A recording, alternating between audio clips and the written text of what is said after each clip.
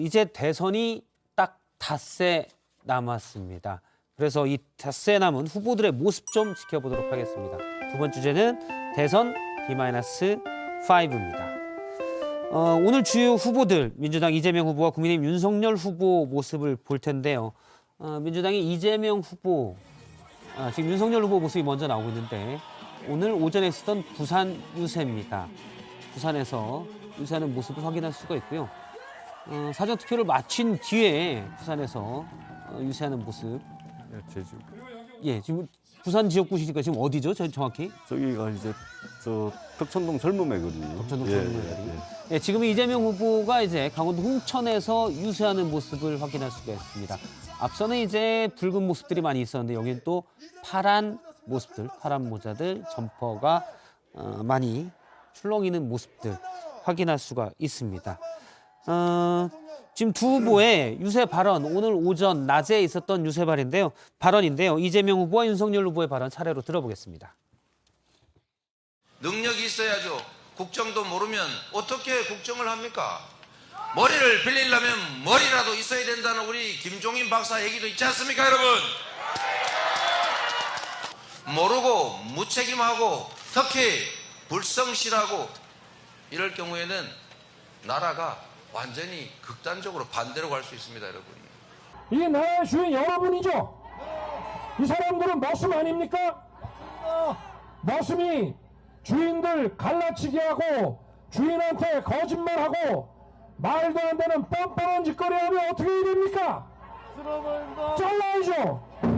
갈아쳐야죠, 여러분. 맞습니다. 이번 대선에서 여러분께서 퇴출시켜 주십시오. 제가 저 유세 장면을 보니까 아까 예. 빠뜨린 게 있어가지고 저게 절해됐네요. 보니까 사전 투표를 윤석열 후보께서 예. 부산 남구청에 가서 사전 투표를 하셨고 그 다음에 유세를 부산에 한 군데 하고 대구로 이동을 하시거든요.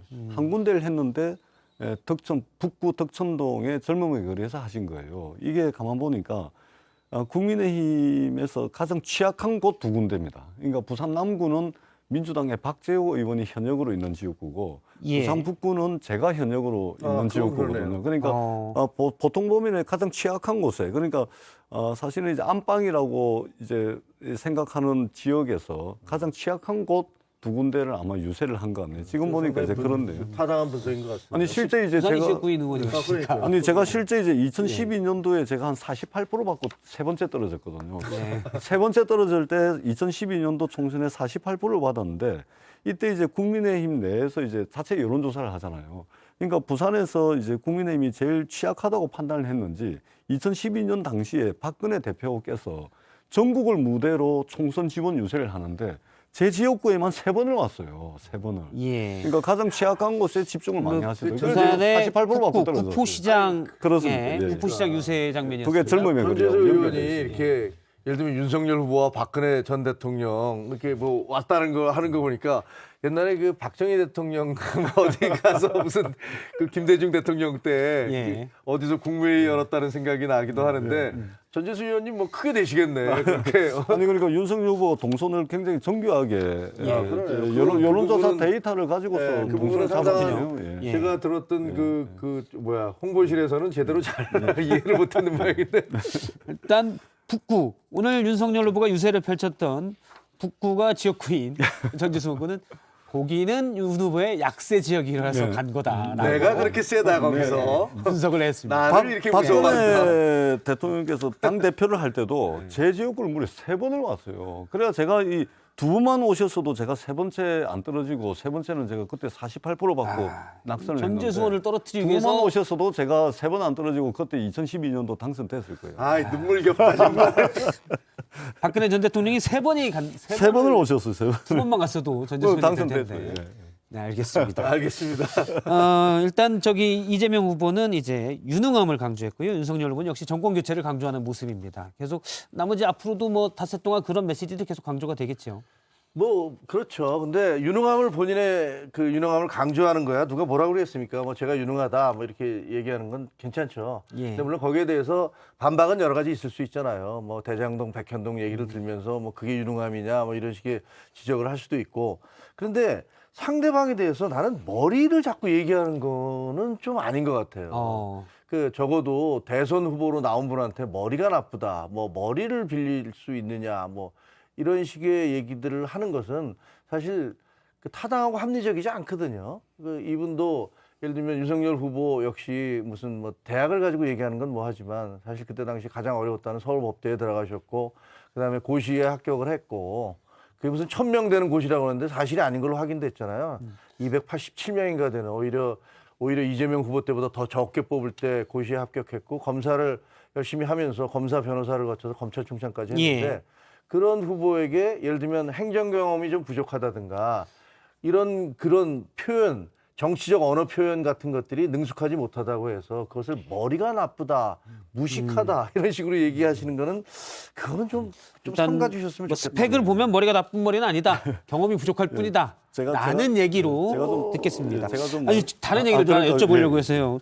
안철수 후보가 지금 대표죠. 안철수 대표가 오늘부터 혹시 윤석열 후보를 지원 유세를 하지 않겠나는데 오늘은 지지자들을 향해 편지를 썼고 내일 예, 노원. 노원에서 유세를 한다고 합니다. 노원이 어디냐면 안철수 대표의 지역구였고 예, 예. 그다음에 이준석 대표가 출마했던 건 아닙니까? 같은 지역구에서. 이건 뭐 어떻게 해석해야 될까요? 그러니까 그런 거죠, 사실은. 그러니까 이제 이준석 3월 시대 끝났다라고 안철수 대표가 얘기하는 건가요? 뒷것이 있죠. 뒷것이 상당히 있는데 그러니까 이제 3월 2일 날 새벽 그러니까 3월 3일 날 02시 30분에 이제 단일화 합의를 한 거 아닙니까? 예. 그러면 3월 2일 날 유세, 3월 3일 날 유세를 사실은 단일화 효과를 극대화시키려면 바로 첫 유세부터 두 분이 같이 단상에 올라서 손잡고 만세 부르고 하거든요. 그러니까 김동연 후보하고 이재명 후보 그렇게 했지 않습니까? 명동에서.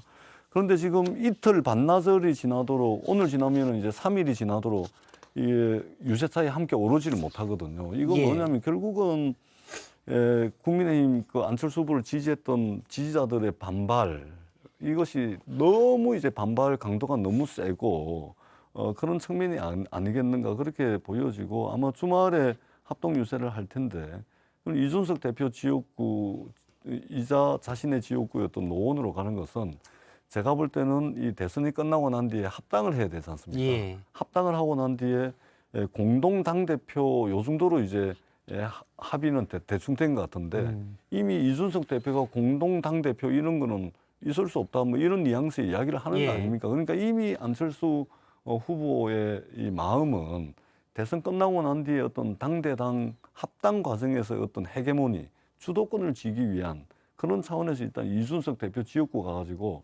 기로서 누르기 위한 누르기 위한 일정이 아닌가 그렇게 보여집니다. 예. 사실 충분히 메시지가 있겠죠. 일단 노원에서 내일 안철수 대표가 국민의당 현 대표가 유세를 하는 건 확정은 아니고 지금 보도에 따르면 그렇게 알려지고 있습니다. 예정이죠. 뭐 뒤끝으로 예상이 되고요.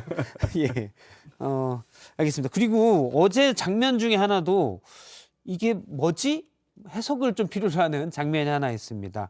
어제 윤석열 후보와 안철수 후보가 단일화 기자회견을 한 뒤에 바로 기자회견 끝난 직후 장면인데요. 그 장면을 잠깐 보도록 하겠습니다.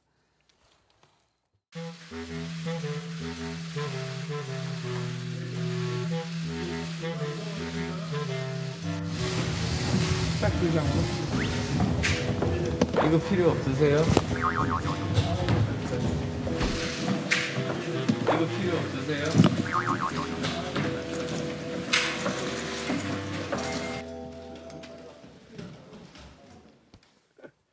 둘이 손을 잡고 번쩍 든 뒤에 공동 기자회견문을 테이블 위에 두고 갔는데 이거 필요 없으세요? 라고 지금 두 사람의 성격이 그대로 나오는 것 같기도 하고요. 그 테이블에 놓여진 게 합의문입니다. 예, 합의문이죠. 합의문 필요 없다고 이제 그 윤석열 후보는 가버린 거고 예. 가버리는 뒷모습을 향해서 안철수 대표는 합의문을 들고 예. 이거 필요 없는 겁니까? 이러고 있는 거예요. 그러니까. 그건 제가 보기에는 좀 뭐랄까 그 호사가들이 너무 과도하게 말씀을 하시는 것이고 저뭐 근데 지금 저 장면이거든요. 예. 갑자기 이거 놓고 가셨는데요. 뭐 이거 이런 놓고 거 필요 가셨는데. 없어요. 저게 하는 건데 합의문이에요. 합의문.